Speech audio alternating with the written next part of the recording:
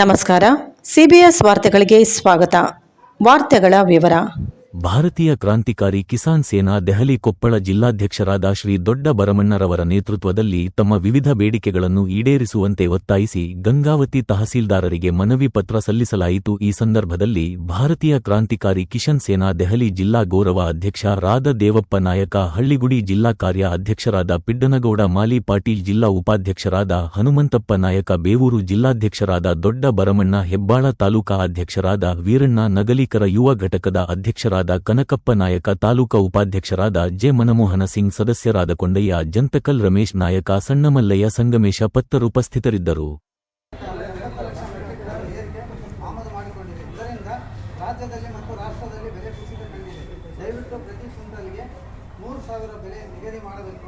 ಅದರಂತೆ ರಾಜ್ಯದಲ್ಲಿ ಮತ್ತು ದೇಶದಲ್ಲಿ ಎಂಜಿನಾಲ್ ತಯಾರಿಕೆಗೆ ಬಳಸುತ್ತಿರುವಂತಹ ಮೆಕ್ಕೆಜೋಳವನ್ನು ತಕ್ಷಣ ಖರೀದಿಸಬೇಕು.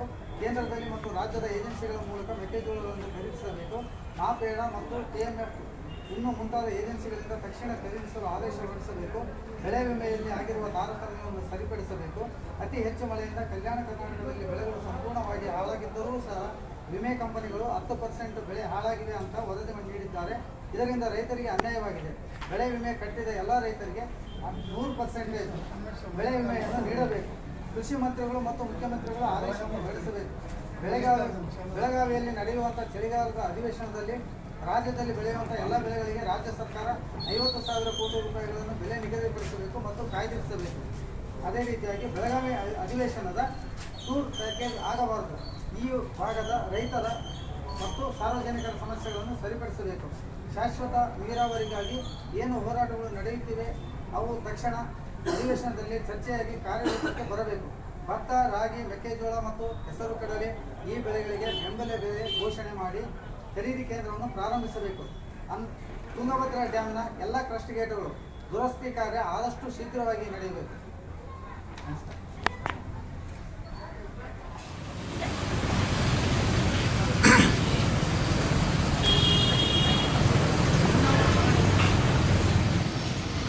ಈ ದಿವಸ 27/11/2025 ಗುರುವಾರ ದಿವಸ ಇಂದು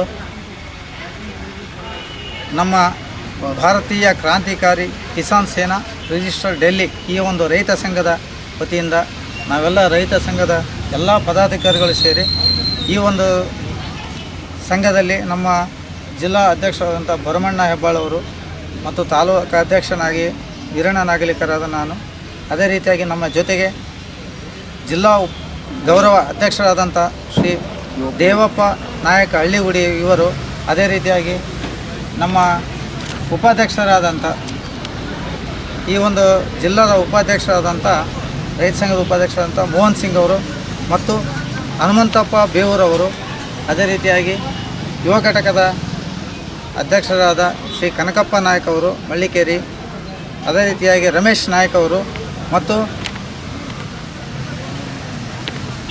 ಈ ಒಂದು ನಮ್ಮ ರೈತ ಸಂಘದ ಎಲ್ಲ ಪದಾಧಿಕಾರಿಗಳು ಸೇರಿ ಇಂದು ಕೆಲವು ರೈತ ಬೇಡಿಕೆಗಳು ನಾವು ಮಾನ್ಯ ಮುಖ್ಯಮಂತ್ರಿಗಳಾದ ಗೌರವಾನ್ವಿತ ಶ್ರೀ ಸಿದ್ದರಾಮಯ್ಯನವರು ಮುಖ್ಯಮಂತ್ರಿಗಳು ವಿಧಾನಸೌಧ ಬೆಂಗಳೂರು ಇವರಿಗೆ ಮತ್ತು ಕೃಷಿ ಮಂತ್ರಿಗಳಾದ ಶ್ರೀ ಚಲುವರಾಯಸ್ವಾಮಿ ಅವರಿಗೆ ಮತ್ತು ಮಾನ್ಯ ನಮ್ಮ ಕೊಪ್ಪಳ ಜಿಲ್ಲಾದ ಜಿಲ್ಲಾಧಿಕಾರಿಯಾದಂಥ ಹಿಟ್ನಾಳ್ ಅವರಿಗೂ ಈ ಒಂದು ಗಂಗಾವತಿಯ ಮ್ಯಾಜಿಸ್ಟ್ರೇಟರಾದ ತಹಸೀಲ್ದಾರ್ ಮೂಲಕ ನಾವು ಅವರಿಗೆ ರೈತ ಸಂಘದ ಕೆಲವು ಬೇಡಿಕೆಗಳನ್ನು ಈಡೇರಿಸುವ ಸಲುವಾಗಿ ಈ ದಿನ ನಾವು ಮನವಿಯನ್ನು ಬಂದು ಇಲ್ಲಿ ತಲುಪಿಸಿದೆವು.